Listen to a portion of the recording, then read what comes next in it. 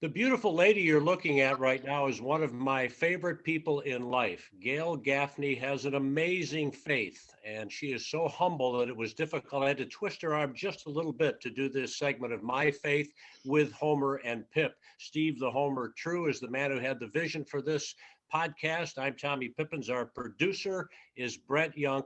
And this is a faith, Homer, that has known tragedy within her family, and yet through it all, Gail has persevered in her humble, beautiful way as a Christ follower. So, with that as an introduction, my friend, I'll toss it to you as always to kick it off. I have to kick this one off differently. Gail, what was tough about this for you to do? You've lived it. Now you just have to tell us.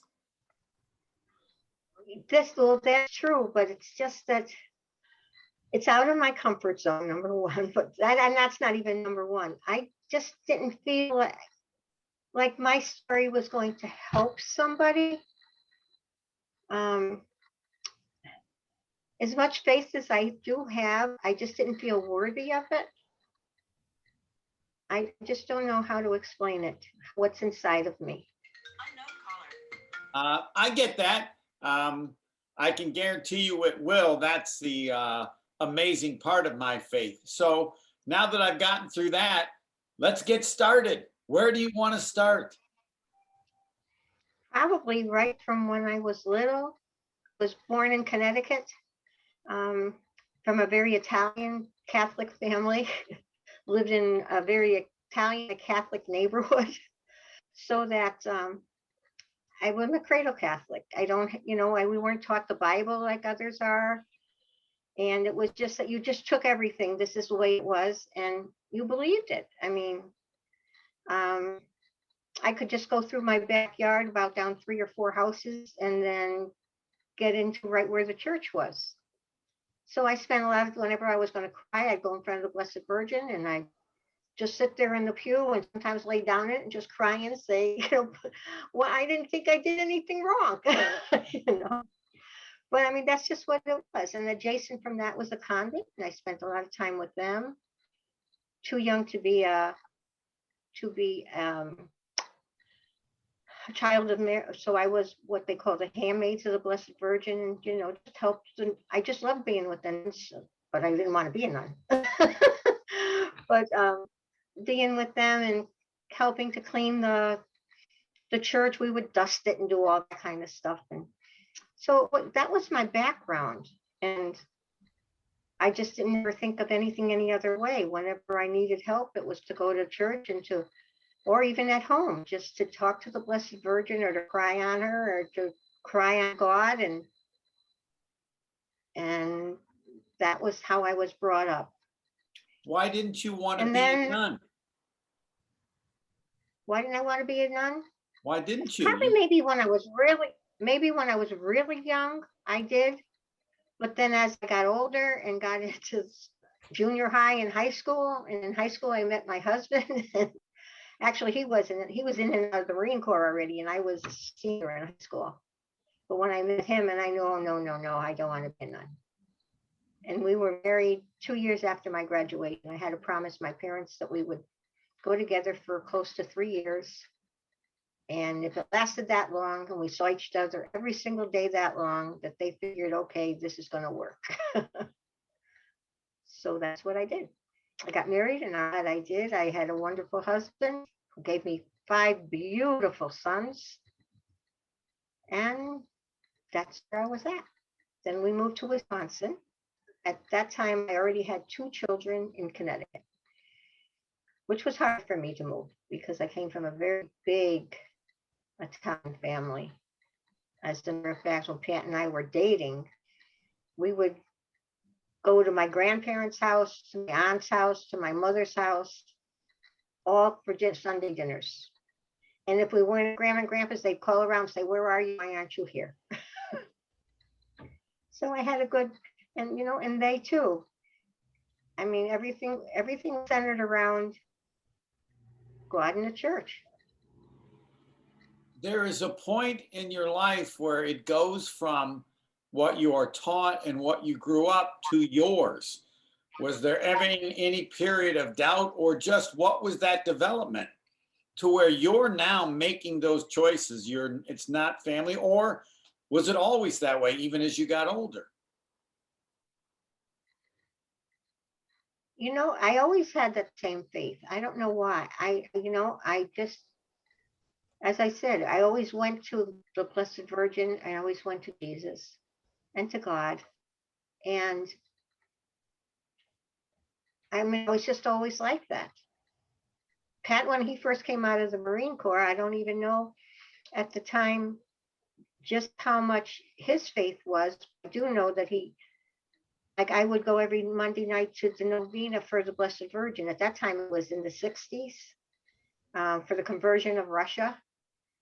And he would go with me. And every Sunday, he would pick me up for church and he would go with me. And I think it was just instilled, but was it being instilled as you get older? I think as you get older, then you become to your own, where your free choice that you have to take over. And I don't know when the miraculous part of that came, but I think I'm still growing. I think every single day you grow. At least I hope. Keep going. Your turn. No, Keep my turn. going. Continue with the story. Continue with my story. Okay, so I have to go back to Connecticut. I had 2 children born in Connecticut, and then we moved to Wisconsin. When I moved to Wisconsin, my in-laws just lived down the street, and so that was a blessing that I had them with me. And then I had my son John, and John was born in 64. Patrick was born in 65. And in 68 was our first really test. John was playing, he was only 3, almost 4. He was just short of 4 years old. He had his 4th birthday in the hospital. And he was run over by a tractor lawnmower by the boy next door. It was hard for me because I had lived here since 1962. And for those 6 years, all the neighbors were wonderful and it would be very friendly and the kids would play in each other's yards. And it was like a family type neighborhood. There were only 8 houses on the street. And it was a dead-end road and all the kids, I mean, one house had 7 children. I had 5. The one next door had 2. Next to them, they had 4. Another 2. And so there were like more than 10 kids. So even though it was a dead-end neighborhood and kind of like at that time out in the country, there was no Ruby Isle or Elmbrook Hospital or anything like that. So it was pretty much country, but they still had a lot of people to play with. So that when this particular day, it was the day after Easter in 1968, when that neighbor was going to have a Easter egg hunt for the kids. They were off of school that week. So the day after Easter, she said, "We're having an Easter egg hunt. I really would like your kids to participate." And I said, "Okay, fine." So I went down there and was watching them. And she said, "Well, why don't you come in?" And she had offered and offered so many times. So I did. I went into her house for the first time. And the next thing I know, I have a whole bunch of little kids coming and yelling, Mrs. Gaffney, JP has been hurt." It's my son, John Patrick. He had broken his leg the October before doing a kind of a stunt with his brothers and all the neighborhood kids where there was like a little shed next door, not that high off the ground, but high enough when JP climbed up with them and they helped them get up there and they would fall into a short pile of leaves. And the only thing when JP got up there, he broke his leg when he jumped. So I figured, okay, JP broke his leg again. We've been through this once already. We can handle this. Don't worry about it. And I get down there And I get to my house, and the neighbor next door, the people that lived next door, he was an anesthesiologist, she was a nurse. And she had put a tourniquet made out of her husband's belt on John's leg and wrapped him in a blanket and put him in my over by my back door was her. Everybody was there waiting for me.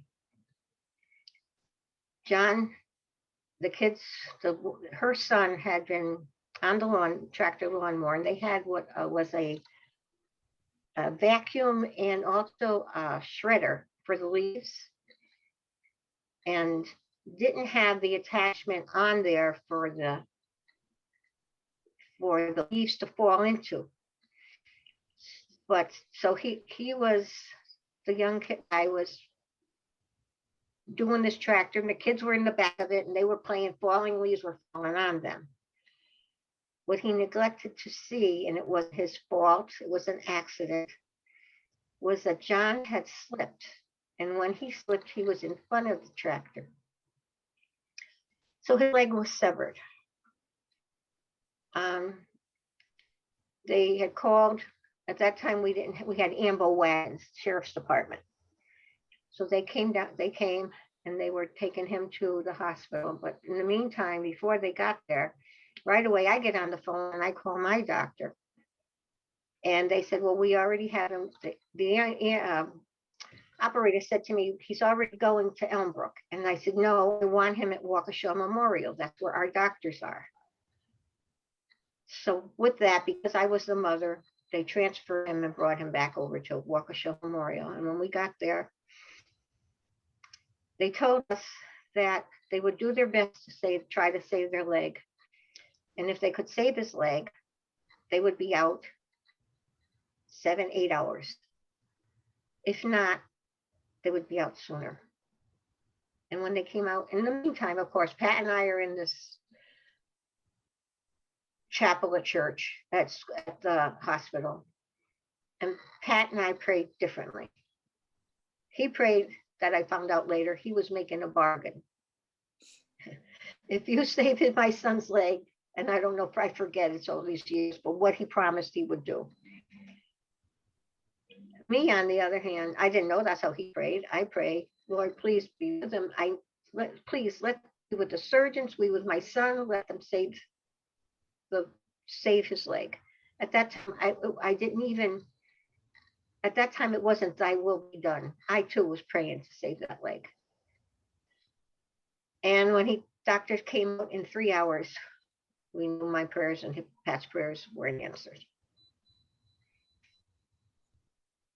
After that, my husband did go, we were very close with priests. And so our parish priests, we went to St. Peter and Paul, was a little mission priest. And Pat went to Father, had said, told him, and he said, how it prompted me. He says, and my prayers weren't answered.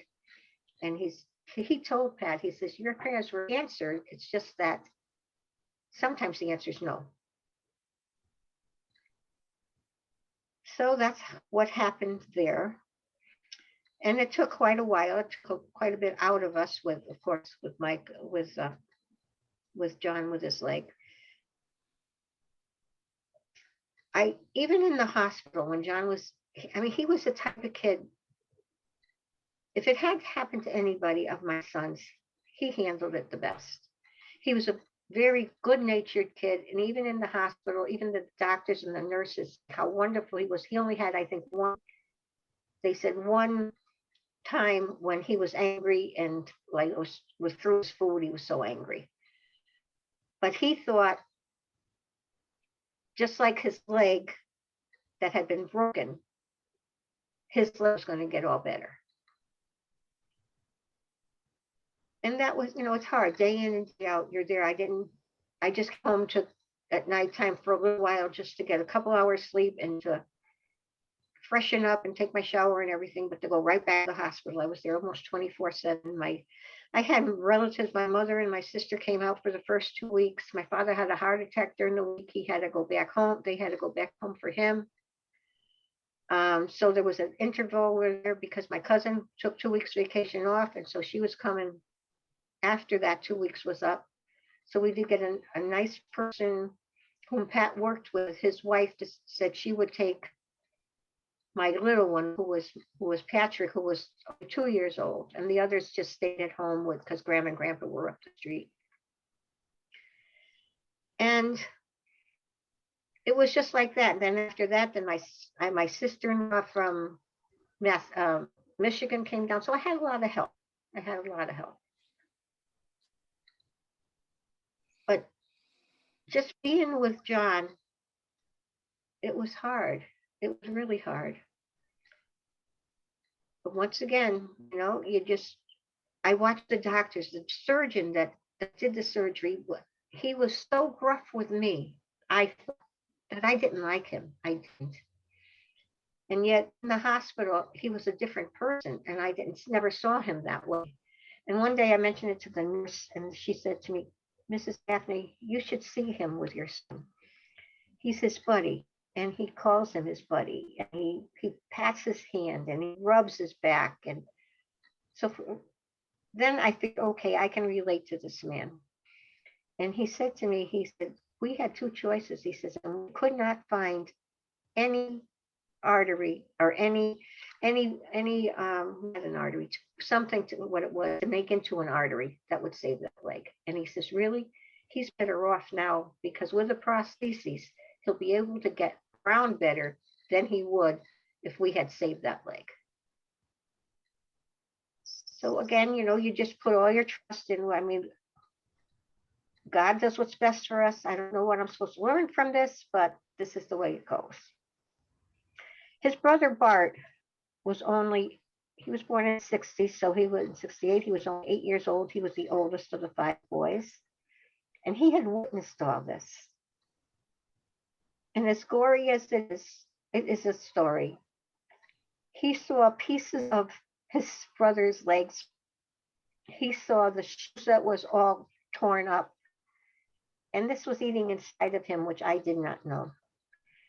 I know that at first I thought he felt guilty, and I had a long talk with him and told him, I am the mother, and believe me, I carried this guilt. You wouldn't know how long. It was only the last, I don't know how many years, but not that many. Because I talked to my son who's lost his leg. I always talk to God and priests, and they tell me, you've got to forgive yourself. And I told him, I said, I'm a mother. I'm supposed to be watching after JP, not you. And it's not, you're only a little boy, 8 years old. You can't even hardly take care of yourself. I have to take care of you too. This is not your fault. But that festered inside of him for quite a few years. And we happened to be out in Connecticut. And still, I just had the 4 boys. And he wasn't feeling well. And while he wasn't feeling well, I also have to tell you, after JP lost his leg, my husband lost all faith. I think I mentioned that, but I mean, he didn't even go to church anymore. He just didn't. So anyway, we're back to Bart, and Bart wasn't feeling well, and we thought he had like a little flu. We took him to the clinic, to the doctor around the corner from my mom, and they said, yeah, just give him some broth and some saltine crackers, and he'll be ready. He'll be okay in a few days. And that night, in the middle of the night, he's yelling, Dad. And Pat jumps up and he goes in, and he barely got him to the bathroom because he didn't make the toilet. And he regurgitated all these great chunks of blood and whatever else was in there that came up. I don't know. My mother called my aunt, who lived not that far away, about 2 miles away, to come and help too. And she helped clean up the bathroom. They had chickens that they were slaughtering all the time. And she said later on, she had said to us, like a slaughterhouse. So Pat was smart enough to get some of the whatever regurgitated to take to the hospital with us. When we got there, we went to Yale New Haven Hospital. Right away, teenage boy, they figured, okay, he's on drugs. And everything, we said, no, but they don't listen to you. They said, no drugs. They put him in course ICU. He was there for a week with packed cells, with whole blood, with plasma. I mean, everything you can think of. They had ice cold water going down his throat constantly, ice to coagulate the blood because he had a perforated ulcer. And after being in there, because I know Pat had to take an extra week vacation and he was out for 3 weeks. As soon as Bart got ICU, then he took the boys home. And I stayed behind Bart until he was able to come out of the hospital. And they even had a psychologist come in, or psychiatrist, whatever. I think it was a psychologist or psychiatrist, but whatever, to talk to Bart. And they found out that he was holding his guilt all this time. Every time he saw his brother walking around with one leg because he didn't have the two. And being guilty, it all festered. And he ended up this way. So again, we almost lose Bart. And again, there goes my husband's face again.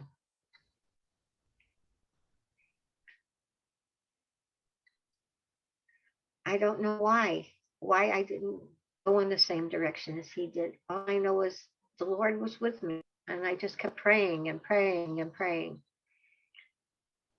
And I can remember every time John would try and do something, I would be scared that if he broke the other leg, like if he was climbing up a tree, oh God, if he breaks that leg, then we won't have anything. What are we going to do? What are we going to do? And his doctor said to me, you're making him a cripple. If you want him to be normal, let him be a normal little boy. And so that's what we did. And so it was when John was receiving communion that Pat had come back to church for a while. And I kind of think what brought him away again, because he was gone for 2 times. And then one day he just said to me, I was getting ready for church, and he said to me, wait a minute. And I said, what do you mean, wait a minute, I'm on my way to church. He says, I'm coming with you. And from then on, he went every single Sunday with me. And the Lord had answered that prayer because I had prayed and prayed for him too. All I can say, I left out a big one, and that's where the other one came from, is when my son Michael, he joined the Marine Corps. How could I forget? God bless you, Michael. I'm sorry. Michael was 24. He was in the Marine Corps when he was 21. Pat and I are up north. We have a property up north, but we have a camper that I did not put on there. I put it on a campground so I could not be out in the wilderness and have more social life.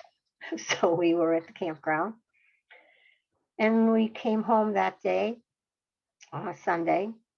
We're pulling up the driveway, and I see a Marine Corps van. And I am so excited. And I'll go, Michael's home, Michael's home, Michael's home. I was just so excited. And then I saw a lot of my kids' cars there. I says, wow. I said, we're going to have, this is great. And then as fast as that came into my head, what came into my head is Michael has never come home with a van. We always pick him up at the airport. So then I got out of the start and started screaming, something's happened to Michael. And I was right. By the time I got to my back door, 2 Marines were there outside waiting for me, and all of my kids were with them. And Bart was standing. He ran out first because he heard me. And I just looked at Bart and I says, please don't tell me he's dead. I'll never forget that day as long as I live. There's a lot I don't remember about that day, but that I remember. And he just looked at me, and I knew that was it. So that's where Pat lost it the 3rd time. And then we had to wait a whole week for Michael's body to come. His body came in he died on a Saturday night. The following Friday, He came in air cargo. By that time, my sisters and my brother were here. My mom and dad had already passed away. And my cousin, who came out to help, was also Michael's godmother, so she was here. And we all went to the airport, to air cargo, to meet the plane. And then all of a sudden, I don't know, again, I look up and my husband's gone and my 4 sons are gone. And the only one left out is my brother and my sisters and myself. And I never asked, but I did just this past weekend. My son was here. He had brought me a Valentine's bouquet from all of his brothers. He does this all the time for my birthday. He takes over for his dad. And he just, I said to him, I said, I have a question to you. And I put this up to him. He says, Mom, we were fortunate enough, his gunny sergeant came with him.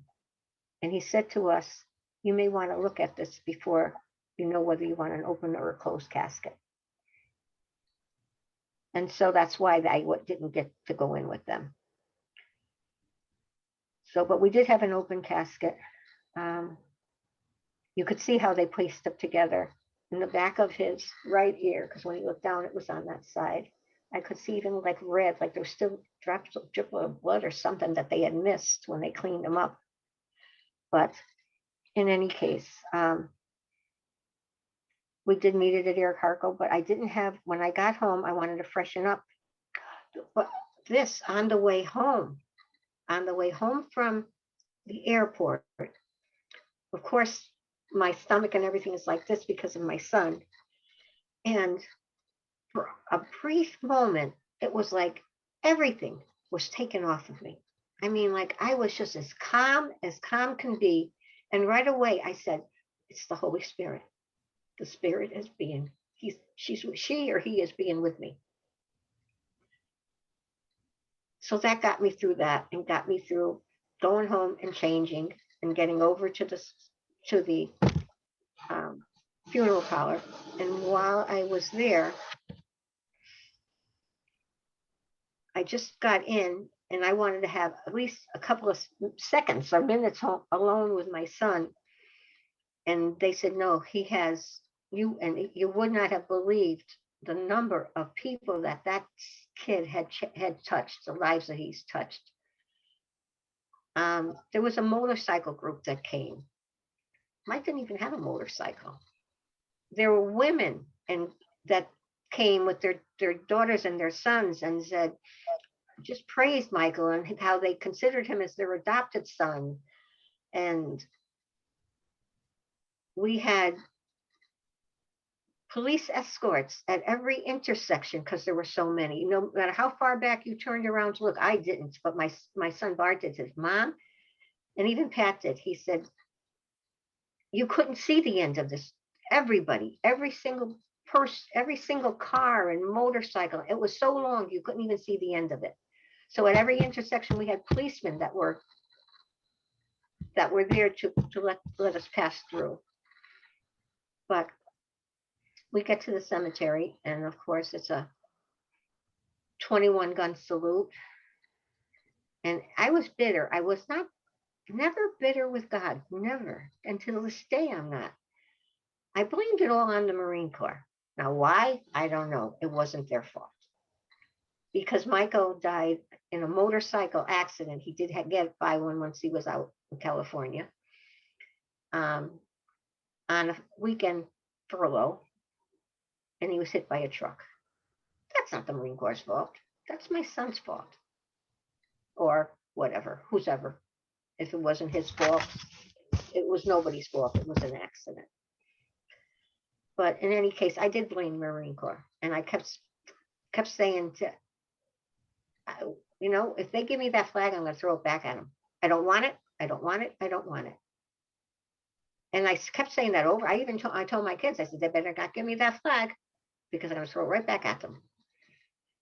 And the day of the funeral, we're there. And the Marines give me a flag. And as they're giving me the flag, one of the Marines, and we had 6, 7, And then the chaplain came, was 8 and a 7-gun salute. We had about 13 or 14 Marines there at that, and they took care of. They were here day and night for me for that whole week. They would come at 8 o'clock in the morning. They would leave at 9 o'clock at night. They were here all the time, and they were so good to me, so good to me. I found out later on, many years ago, I mean, many years afterwards, which really was only like a year or two ago, that when the Marine came out, I was banging on his chest, blaming him. Don't remember it. That's not me. I just don't remember it. But in any case, I keep digressing here. So when the Marines gave me the flag and he's about to say something, Holy Spirit, I said, I accept this flag with honor for my son, Michael. Where did that come from? It could only come from the Holy Spirit and God. It couldn't have come, because it didn't come out of my mouth, you know. But that's what happened. I was saved by the Holy Spirit. And that's probably about the story of my life. Then that was Michael. What happened at the time, when Michael was stationed out in California, my son Mark lived in California.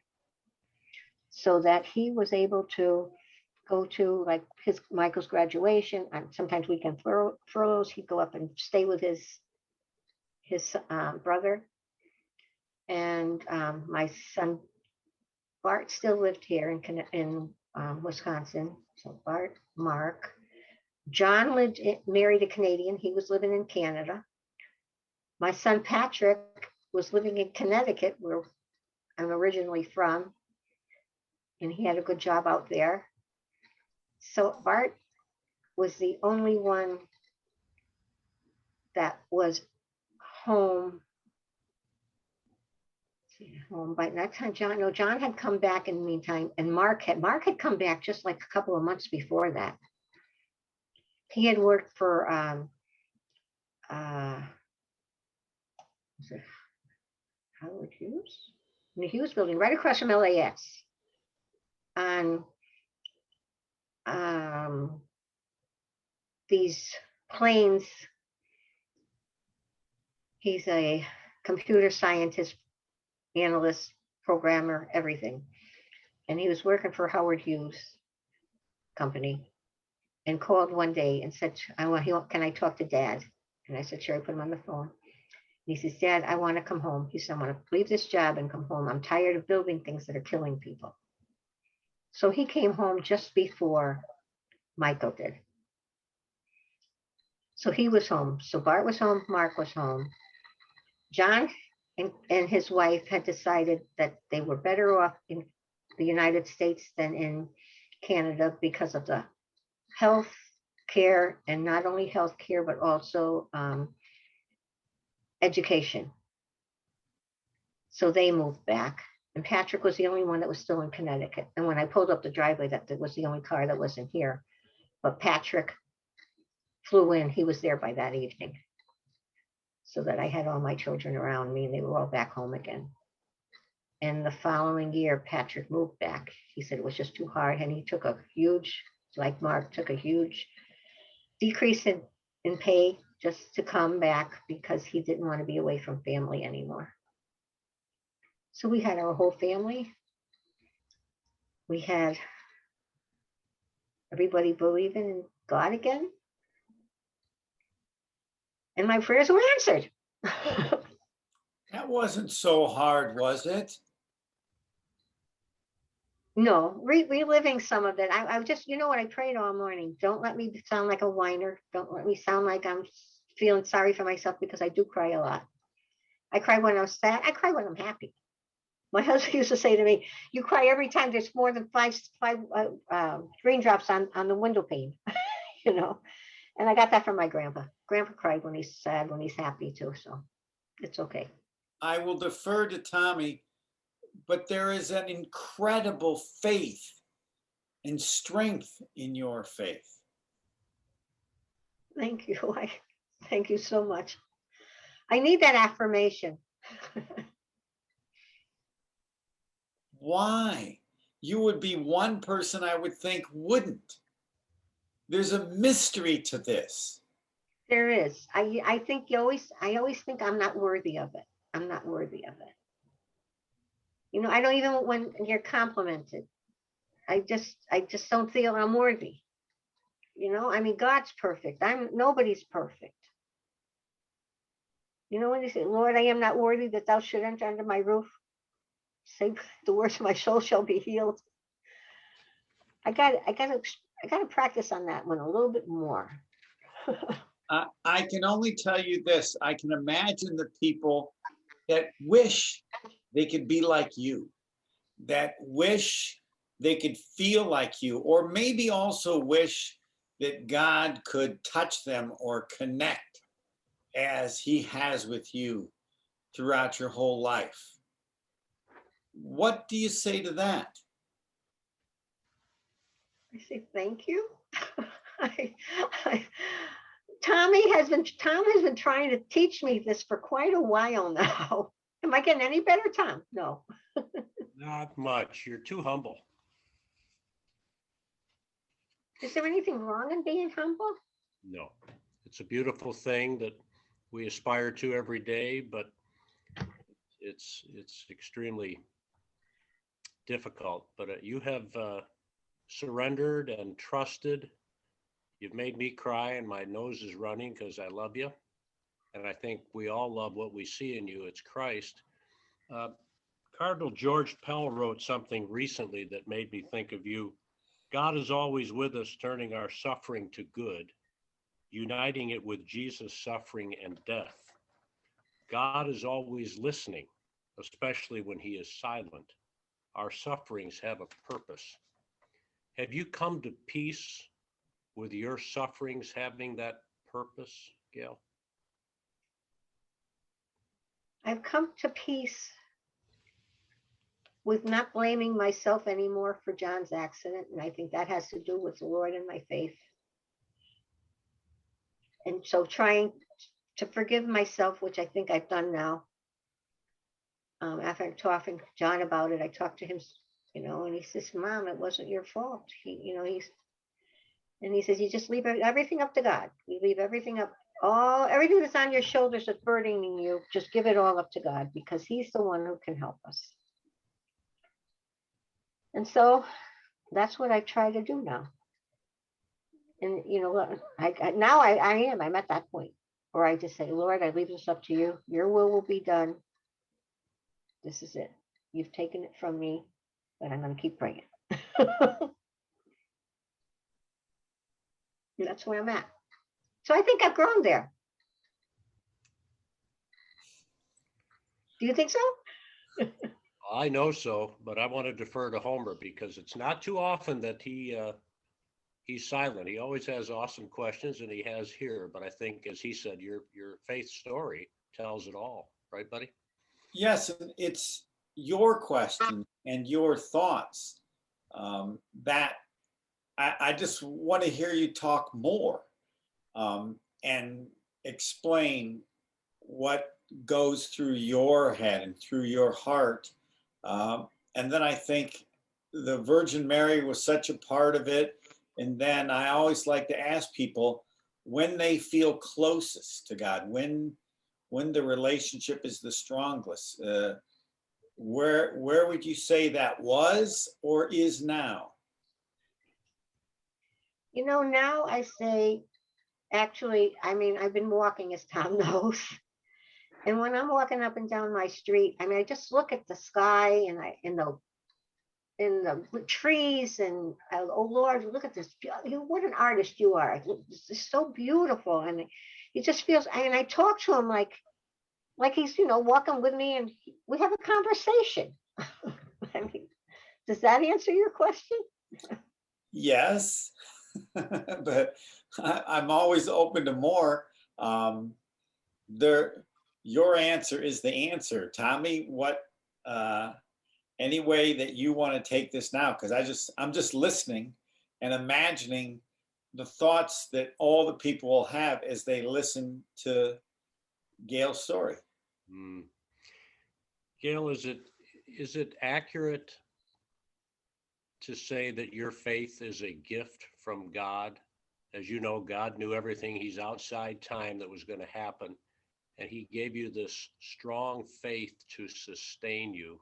And maybe you could talk about how important that is. And for anyone listening who understands your heartbreak, your heartache, the tragedy that your family went through, maybe you could offer some hope that way in your own beautiful fashion. Definitely. If I didn't have the Lord and the Holy Spirit and the Blessed Virgin, I would not have made it through this. I wouldn't have. I mean, I just depended on them. I just prayed and prayed to them because I know that that's the way things are going to get done. And they're going to help me. And they did. I mean, I had to. I mean, how would I have made it through John's or through Michael or even Bart?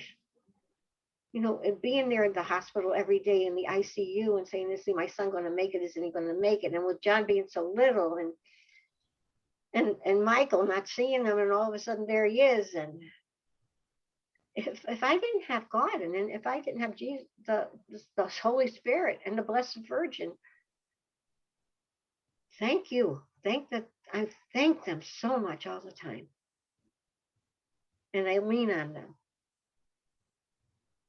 And I don't know if that answers your question. It does. And then It answers every question. Yeah. Anything more from you, Homer or Gail? Anything else you want to share? It's been, the Holy Spirit has been with you and with us for sure. I just thank you, Tom. I love you so much. Don't know what we would do without you, all of us. I would agree with that. I'm in that club. I don't know if I can sign it off. You can see, you know, Homer is a major fan of Saint Mother Teresa, and he's made me one. And I don't want to embarrass you, but you know I do. I think you're the Mother Teresa of Queen of Apostles Parish, and you have blessed my life and everyone. And I think this faith story, it took a lot for you to be here today. I've had to again twist the arm, and I pray that you have peace as we sign off, knowing that Yes. the Holy Spirit used you in a great way. It couldn't have been better. Buddy, I am I have. right in that regard, Homer? I agree. And I look forward to hearing from you or Gail when, Gail, you watch this. Okay. Thank you all so much. I got all my tears. When you do, you will add one more as a thank you to the Holy Spirit. Yeah. And you'll go, wow, that's me. I look forward to that. When will it be on? Well, Brett Young, our awesome producer there, does the heavy lifting. About a week or so. We'll definitely keep you posted, and I'll make sure you get right to it. But on behalf of Homer and Brent and myself, I'm just full of gratitude and love you so much. And thank you, Gail. I love you too. Thank you, everyone, for making me feel comfortable. This has been My Faith with Homer and Pip. And we are so appreciative of you, Gail. All of you, love you all. And each and every one of you, hope and pray that your faith journey has been enhanced by this. And we wish you all of God's blessings, and see you next time.